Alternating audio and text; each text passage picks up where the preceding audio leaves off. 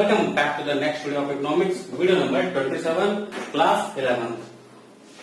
Video number 26 में आपने elasticity of demand का एक मात्र मेथड जो आपके सिलेबस में है, ठीक है, उसका परसेंटेज चेंज मेथड का आपने न्यूमेरिकल लगाया और फॉर्मूला आपने पाया था कि minus change in Q upon change in P into P by Q.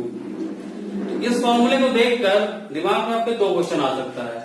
एक कि why should change in quantity and price be considered as percentage change rather than absolute change, यानी कि हम परसेंटेज चेंज को मेजर करते हैं, consider करते हैं, एब्सोल्यूट चेंज को नहीं मेजर करते हैं। उसका कारण देख लो।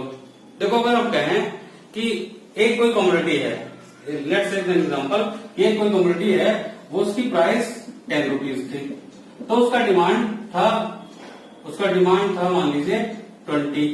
अब उसकी प्राइस हो गई 5, ठीक, प्राइस हो गई 5, तो डिमांड इसका हो गया 40।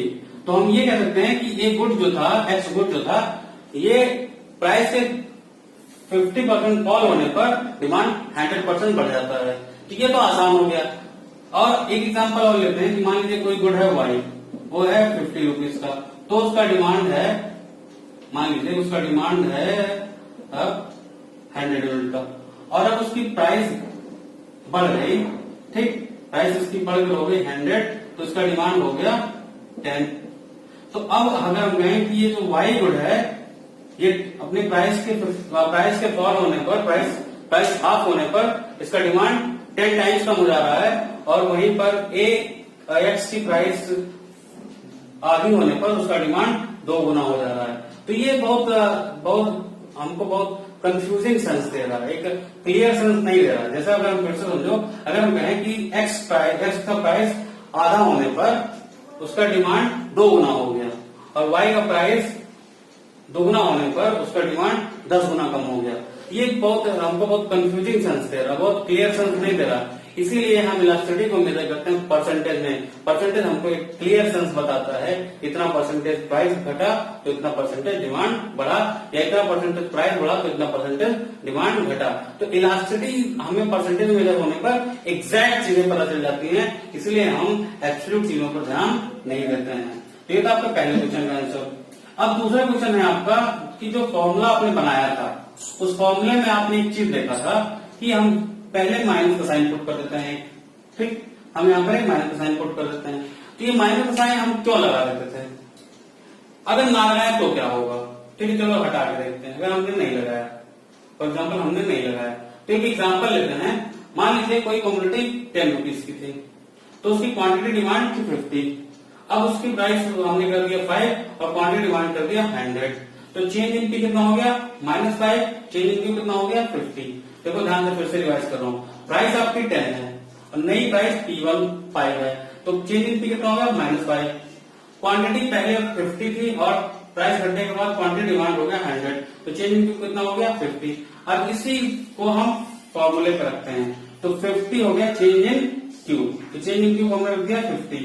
चेंज इन पी कितना है? -5 रख दिया यहाँ पर, into P by Q. P कितना है आपका? पी है 10, तो 10 रख दिया। क्यू कितना है आपका? 50, तो रख दिया 50। तो इसको जब सॉल्व करोगे तो ये जो आपके पास डेटा आ रहा है, ये माइनस में आ रहा है, ठीक है, ये -2% आ रहा है। लेकिन अगर यही माइनस हम पहले से लगा दिए होते यहाँ पर, तो वो फॉर्मूले हमारा यहाँ पे कट जाता, तो ये जो हमारा डेटा आता वो प्लस में आता। तो इलास्टिसिटी नेगेटिव निकालो या पॉजिटिव निकालो, बहुत फर्क तो नहीं पड़ेगा, बट अगर पॉजिटिव फिगर है तो ज्यादा अच्छा लगेगा। इसलिए हम माइनस साइन लगाकर उस इनवर्स रिलेशन को हटा देते हैं, ठीक है, क्योंकि देखो या तो प्राइस जब बड़ी होगी तो क्वांटिटी डिमांड घटी होगी, या प्राइस घटी होगी तो क्वांटिटी डिमांड बढ़ी होगी। तो ऐसे में एक ना एक तो निगेटिव आना ही था, तो उस निगेटिव सेंस को कम करने के लिए हम माइनस साइन लगाते हैं। तो ये था आपके दोनों क्वेश्चन का आंसर, ठीक, ये बात आपको समझ में आ गई। अब आता है slope of demand curve and elasticity of demand. Slope of demand curve और इलास्टिसिटी ऑफ डिमांड हम कैसे मतलब क्या है इसका मतलब, यानी कि स्लोप ऑफ डिमांड कर्व और इलास्टिसिटी ऑफ डिमांड में क्या रिलेशन और क्या डिफरेंस है। चलो हम देखते हैं स्लोप ऑफ डिमांड कर्व हम कैसे निकालते हैं। Change in P upon change in Q. तो स्लोप ऑफ डिमांड कर्व क्या होता है? स्लोप ऑफ डिमांड कर्व हमें ये बताता है कि टोटल चेंज प्राइस में क्या आया है और टोटल चेंज क्वांटिटी डिमांड में क्या आया है।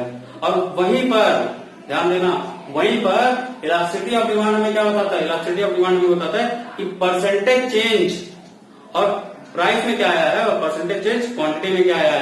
यानी कि अगर बात करो तो एक तो तुम्हारा जो डिमांड कर्व है वो टोटल नंबर बताता है और वहीं पर इलास्टिसिटी आपको परसेंटेज बताता है। ये चीज क्लियर हो गया। अब एक एग्जांपल लेते हैं, इस सी पॉइंट पर हम डिमांड कर्व भी निकालेंगे, डिमांड कर्व की वैल्यू भी निकालेंगे और इलास्टिसिटी की वैल्यू भी निकालेंगे, तो हमारी चीजें क्लियर हो जाएंगी। तो पॉइंट सी पर देखो, तो पॉइंट सी पर प्राइस कितना फॉल हुआ है, चेंज इन पी कितना है, सी से एफ मतलब प्राइस 8 से कितना हुआ 7 दिखाई पड़ रहा है, प्राइस 8 से हो गया 7। ठीक, अब चेंज इन पी कितना हो गया -1, चेंज इन पी कितना हो गया -1। ठीक, अब चेंज इन क्यू आप निकालो, तो चेंज इन क्यू कितना है आपका एफ से डी, तो 3 से 5, तो चेंज इन क्यू कितना हो गया 2। तो change in P upon change in Q आपका क्या होता है, डिमांड कर्व। ठीक है, तो डिमांड कर्व की वैल्यू क्या हो गई, change in P upon change in Q. तो चेंज इन पी कितना है -1 और चेंज इन क्यू कितना है ½ 2। तो स्लोप ऑफ डिमांड कर्व हो गया -1/2। तो यह होगा आपका slope of demand curve at point C. अब हम निकालते हैं slope elasticity of demand at point C. अब देखो ध्यान से, अगर हम बात करें तो इलास्टिसिटी ऑफ डिमांड का जो फॉर्मूला होता है आपका वो क्या है, change in Q upon change in P, change in Q upon change in P. और स्लोप ऑफ डिमांड का फॉर्मूला क्या होता है, change in P upon change in Q. यानी कि ये इसका उल्टा है।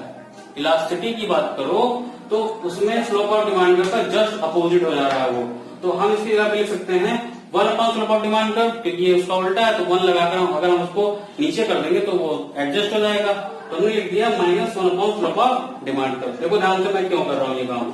एक एग्जांपल ले लो, मान लो कि change in P upon change in Q है ये, ठीक है, to P by Q.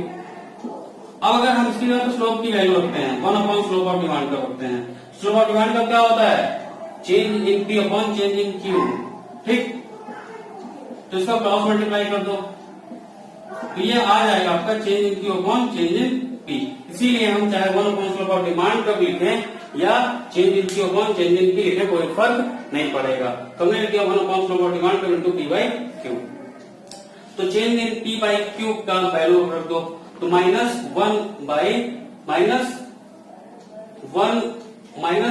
Upon slope of demand curve. तो स्लोप ऑफ डिमांड कर्व कितना है 1/2, तो 1/2 हमने रख दिया।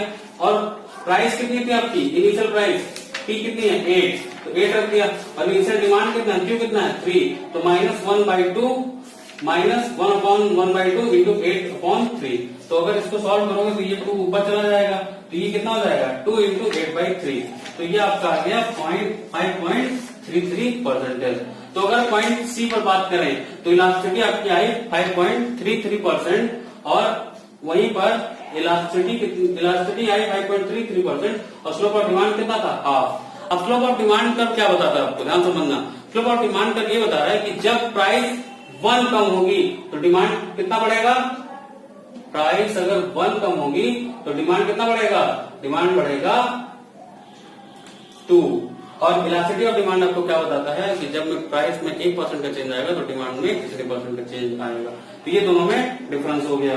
और एक डिफरेंस की और बात करें तो स्लोप ऑफ डिमांड कर्व जो होता है वो just the ratio of change in price upon change in quantity, जबकि स्लोप ऑफ डिमांड कर्व आपका रेशियो है किसमें, change in P upon change in Q.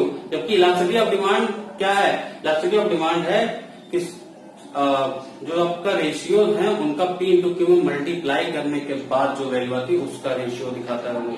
ठीक है, तो और एक तरीके से हम समझ सकते हैं कि इनवर्स होता है जो इलास्टिसिटी ऑफ डिमांड है वो डिमांड कर्व का इनवर्स से जस्ट उल्टा हो जाता है। आपने ये देख लिया। ठीक, तो आज की वीडियो में मैं यहीं पे खत्म कर रहा हूँ क्योंकि काफी ज्यादा आपका न्यूमेरिकल पोर्शन हो जा रहा है तो कंफ्यूजन भी हो सकती है आपको। इस वीडियो को आप 2-3 बार देखना, जो डाउट होगा वो कमेंट बॉक्स में जरूर लिख के पूछिएगा। ठीक है, आपके लिए कमेंट बॉक्स हमेशा खुला है। ठीक है, तो हमेशा की तरह आपसे वही रिक्वेस्ट कि वीडियो को लाइक करो, चैनल को सब्सक्राइब करो और वीडियो को अपने दोस्तों में शेयर करो। मेरे साथ बोलो जय हिंद।